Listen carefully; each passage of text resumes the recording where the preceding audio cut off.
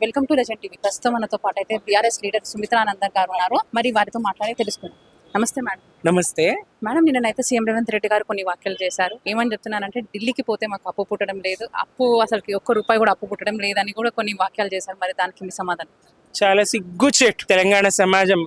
ఇలాంటి ముఖ్యమంత్రి మాకున్నది, ఈయన మా ముఖ్యమంత్రి అని సిగ్గుతో తల వంచుకోవాల్సినటువంటి పరిస్థితి ఆ మాటలు విన్న వాళ్ళకు ప్రతి ఒక్కరికి, చిన్న పిల్లల కాడ నుంచి మరి పండు ముసలి వారు, తెలంగాణ పౌరులందరూ సిగ్గుపడాల్సినటువంటి ఇలాంటి వ్యక్తి మా ముఖ్యమంత్రి, ఈ రేవంత్ రెడ్డి మా ముఖ్యమంత్రి, చెప్పుల దొంగ అని తనను తాను సంబోధించుకున్నటువంటి ఈ వ్యక్తి మా ముఖ్యమంత్రి అని సిగ్గుపడాల్సినటువంటి మాటలు రేవంత్ రెడ్డి గారు మాట్లాడారు. కాంగ్రెస్ హామీలన్నీ అమలు చేయకున్నా గానీ అమలు చేయడానికి ఏమో బడ్జెట్ లేదు అని అంటున్నారు. కానీ మళ్ళీ అందాల పోటీలు అయితే జరుగుతున్నాయి మరి మన రాష్ట్రంలో. మరి దాని గురించి మీరు ఏమంటారు మేడం? ఇది అందాల పోటీలు కడుపు కచ్చేటియా, బట్ట కచ్చేటియా, పొట్ట కచ్చేటి? ఏ రకంగా నువ్వు ఆడపిల్లలకు విద్యా వైజ్ఞానిక రంగాల్లో ఎదగడానికి నువ్వు కృషి చేయి, 600 కోట్లు ఇటు పెట్టు, నువ్వు స్కూటీలు ఇస్తాను వెయ్యు, ఇంకా బాలిక విద్య పెరుగుతుంది, స్త్రీ విద్య పెరుగుతుంది, ప్రగతికి భాగం అవుతుంది. ఒక ఇల్లాలి చదువు ఇంటికి వెలుగన్నారు, ఆడపిల్ల చదివితే అవనికి వెలుగన్నారు. మరి ఆడపిల్ల చదవడానికి నువ్వేం చేస్తావో చెయ్యి. ఇచ్చిన హామీలన్నీ గంగల కలుపుతీవి. ఈ అందాల పోటీలో ఏ ఒక్క దేశస్తుల్లో ఎంపిక అయితే ఒరిగేదేమున్నది, జరిగేదేమున్నది?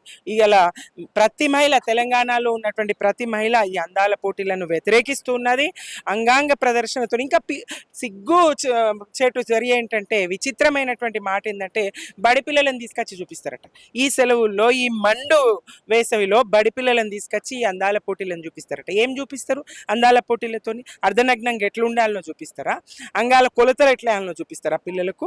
రేపు పొద్దున పిల్లలు ఎదగాల్సిన వాళ్ళు, చదవాల్సిన వాళ్ళు. ఒకవైపు ఆడపిల్లలు అంతరిక్షానికి వెళ్ళగలుగుతుంటే, సునీతా విలియమ్స్ లాంటి భారత సంతతి బిడ్డలు, మన తెలంగాణ గర్వించదగ్గ బిడ్డ మాలవతి పూర్ణ ఎవరెస్ట్ ఎక్కగలిగింది. ఏ అందంతో అమ్మాయి ఎవరెస్ట్ ఎక్కింది. సానియా మిర్జా ఏ అందంతో ఆటలాడింది. అందం కొలమానం కాదు కదా, వాళ్ళలో ఉన్న ప్రతిభను వెలికేది. నువ్వు అంతర్జాతీయ క్రీడలకు వేదికగా మారు, లేదా క్రీడా విషయకంగా, నా విద్యా విషయకంగా, నా బాలికలకు ఏ రకంగా నువ్వు ప్రోత్సహించు. అందాల పోటీల వల్ల ఒరిగేదేమీ లేదు. స్త్రీ సమాజానికి, శ్రమైక జీవన సౌందర్యానికి సమానమైనది లేనే లేదు. తెలంగాణ మహిళ శ్రామిక మహిళ, తెలంగాణ మహిళ కష్టపడే మహిళ.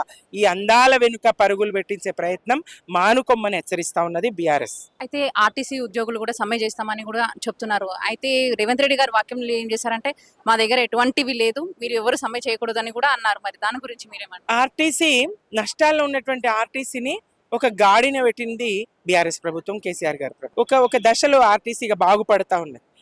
సమైక్య రాష్ట్రంలో ఆర్టీసీ పూర్తిగా ధ్వంసమై నష్టాల ఊబిలో కోలుకోని నష్టాల్లో ఉన్నటువంటి ఆర్టీసీని ఒక గాడిన పెట్టి మరి మంచి దిశలో తీసుకొస్తున్న సందర్భంలో ఈ ఉచిత బస్సు హామీనిచ్చి మరి దానికి ఆర్టీసీకి చెల్లించాల్సినటువంటిది చెల్లించకుండా ఇవాళ ఆర్టీసీని దివాలా తీయించి మరి ఆ సంఖ్య ఏదైతే ఉచిత బస్సుకు సరిపడా బస్సుల సంఖ్య పెంచక ఆర్టీసీ కార్మికులను, డ్రైవర్లను, ఇటు కండక్టర్లను, సిబ్బందిని తీవ్రమైనటువంటి ఇబ్బందికి, వాళ్ళ పని ఒత్తిడి పెరుగుతూ ఉన్నది, వాళ్ళ మానసిక స్థితి ఆ ఒత్తిడితోని ఇబ్బందులు పడుతూ ఉన్నారు. మరి ఇట్లాంటి దశలో వాళ్ళకి ఇవ్వాల్సింది ఇవ్వట్లేదు. కేసీఆర్ గారి ప్రభుత్వం ఏదైతే వాళ్ళకి చేసిందో అవేవి అందకుండా మరి ఆర్టీసీని ప్రభుత్వ పరం చేసే దిశలో ఆ పనులు జరగడం లేదు. మరి ఇవన్నీ జరగాలని వాళ్ళు, రేవంత్ రెడ్డి గారు ఇవన్నీ ముందు చెయ్యాలి. నీ వల్ల, నీ అసమర్థత వల్ల, నీ పాలన అసమర్థత వల్ల ఆర్టీసీ నష్టాల బాటల్లోకి తిరోగమనం వైపు వెళ్తా ఉన్నది. నువ్వు చర్యలు చేపట్టాలి. ఇది బీఆర్ఎస్ ప్రభుత్వం. తప్పకుండా రేవంత్ రెడ్డి గారి చర్యల్ని ఖండిస్తాం. ప్రస్తుతం అయితే మనతో పాటు బీఆర్ఎస్ ఉమెన్స్ లీడర్ అయిన సారిక గారు ఉన్నారు. మరి వారితో మాట్లాడతాం. అక్క నమస్తే.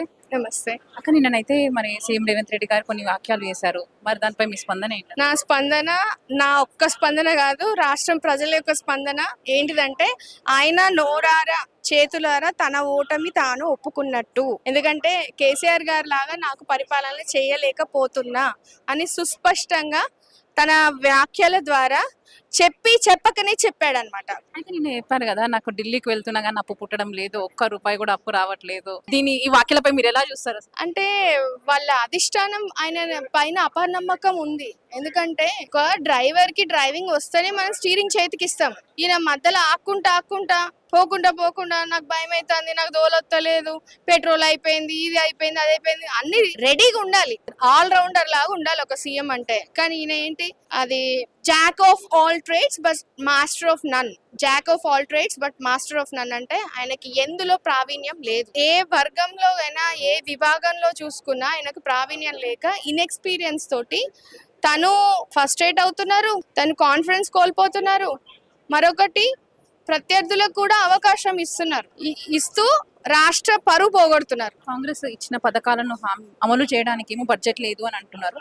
మరి అది అందాల పోటీలు పెట్టడానికి కూడా మరి ఇప్పుడు ఎలా ఒప్పుకుంటున్నారు? ఓకే, టు దిస్ అంటే మిస్ వరల్డ్ కాంపిటీషన్ అంటే India is known for natural resources and Indian women are obviously beautiful. మన గాడెసెస్ నుంచి చూస్తే, దేవతల్ని చూస్తే, అటు నుంచి చూస్తే ఏ విధంలోనైనా ఇండియా ఏ చోట తక్కువ లేదు. బ్యూటీ కాంటెస్ట్ అయినా పెట్టారు, కానీ ఏంటంటే తలకు మించిన భారం. తను పెట్టినందుకు తప్పనట్లేదు, ఎందుకంటే మన కంట్రీ పార్టిసిపేట్ అవుతుంది కాబట్టి హోస్టింగ్ ఈ సంవత్సరం కాబట్టి ఇంకో 10 ఏళ్ల కన్నా రావాల్సి వచ్చేది కావచ్చు. హోస్టింగ్ చేయడం తప్పలేదు, కానీ తలకు మించిన భారం. ఇప్పుడు మనకి ఇక్కడ బడ్జెట్ లేదు అన్నప్పుడు 200 కోట్లు మిస్ వరల్డ్ కాంపిటీషన్ కి ఎట్లా ముందుకు వచ్చిండు ఆయన అన్నది అది జగమెరిగిన సత్యం. ఏంటిదంటే ఆయనకి ప్రజలకు మంచి చేయడానికి పైసలు లేవు, సోకులకైతే పైసలు ఉన్నాయి. కేసీఆర్ గారు చేసిన అప్పుల వల్లనే ఈ రోజు తెలంగాణ ఈ దృష్టి వచ్చింది అని చెప్తున్నారు. వాళ్ళు వాక్యాలు చేశారు కదా. ఆయన ప్రతిదానికి కేసీఆర్ గురించి కేసీఆర్ చేసినందుకు అంటే మరి నువ్వు బాధ్యత ఎందుకు తీసుకున్నావు?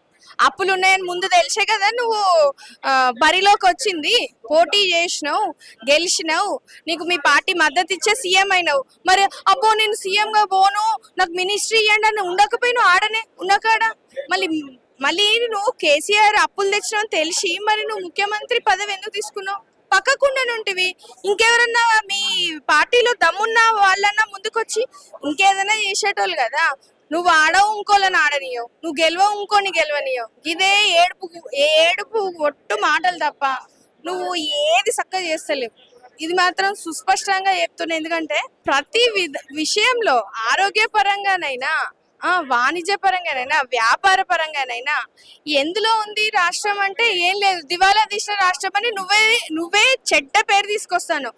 తెలంగాణ బ్రాండ్ ఇమేజ్ కి మసి రాస్తున్నావు. రాష్ట్రంలో కులగణన చేసింది కూడా మా పార్టీ అని కూడా చెప్తున్నారు కదా. మరి వారు ఓకే చేసిండ్రు, మరి ఇన్నేళ్ళు ఎందుకు చేయలేదు?